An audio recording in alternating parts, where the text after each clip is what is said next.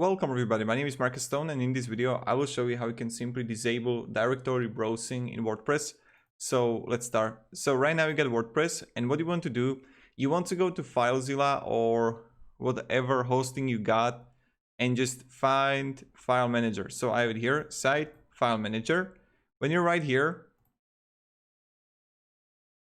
this is where you want to go. You want to click on Public HTML.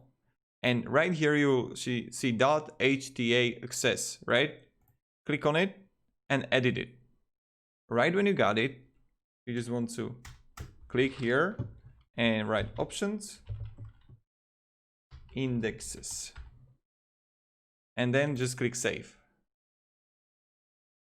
or update it. And this is how you will disable the directory browsing in WordPress. Pretty easy, pretty simple. And yeah, if you have any questions, guys, ask me down below in the comments. Of course, if you're gonna go through FileZilla, you need to upload again the HTA access through SiteGround, Bluehost, and other web hostings. It's much easier, I think.